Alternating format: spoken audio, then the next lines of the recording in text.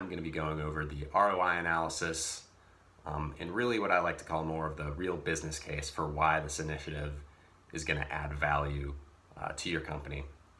I'd love to be able to go through and do a strictly financial ROI analysis and show you where you save the dollars and cents. But with this presentation, that's not something that we're able to do. We didn't have the data points from you for how much it costs for you to hire an employees, and we started to try to do this, and I was working with a number given by the Society for Human Resource Management that said the average cost to hire an employee was $4,000, but that's across multiple industries. So your costs may be higher in the agriculture industry or they may be lower.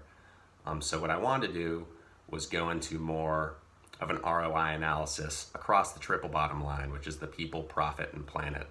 And a great framework to do this by is the embedded CSR framework, which is something that Dr. Whittingham introduced to us a couple weeks back. And so hopefully he can go over it more with you in depth. And so I'm going to go right into it.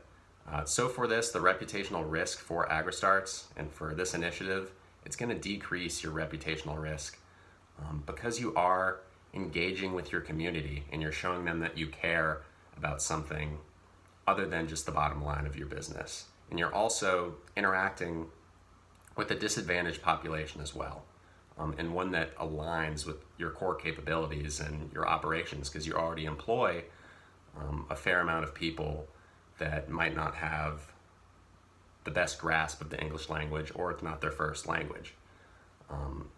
Second, your expense impact.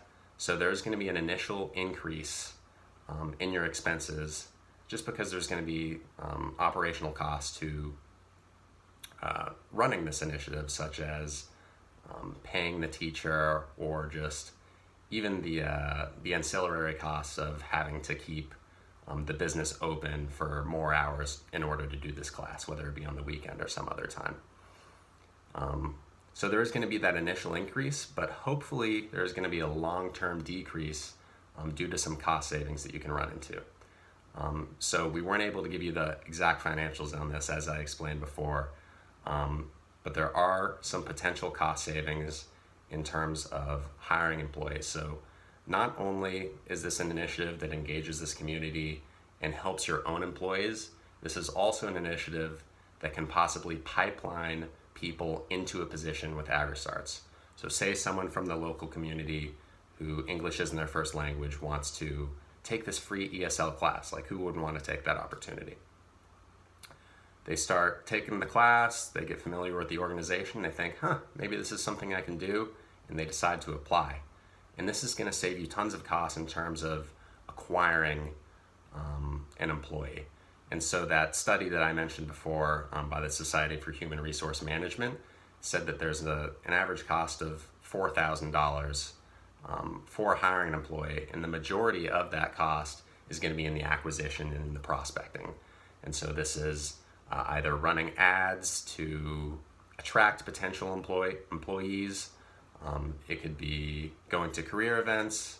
It could be paying your internal HR team, or if you don't have an internal HR team, it could be hiring that external HR team to go out and prospect for you. And so hopefully by pipelining multiple employees into this, you're driving down your acquisition costs for employees and impacting your bottom line in a cost savings way. And then lastly is the revenue impact. And so the revenue impact for this is going to be neutral.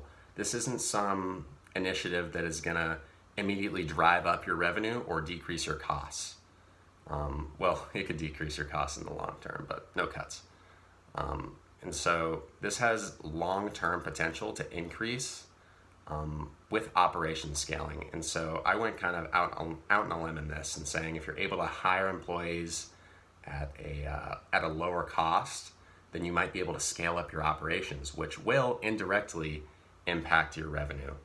And so I wanted to go over one more thing that wasn't included within this embedded CSR framework. And so this is the time and resources that are going to be saved internally within your company due to decreased internal miscommunication. And so these are the employees that you currently have that may not have the strongest grasp of the English language, that are taking these ESL classes and are getting more and more comfortable with the language, and because of that, they're able to communicate more effectively.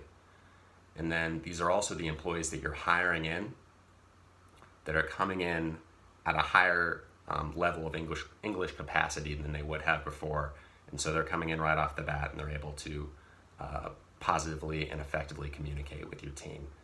And so I might have went over on my time a little bit, but I'm going to pass it off to Shannon to talk about how you really implement an idea in an initiative like this and the metrics that we can use to measure its effectiveness. So thank you.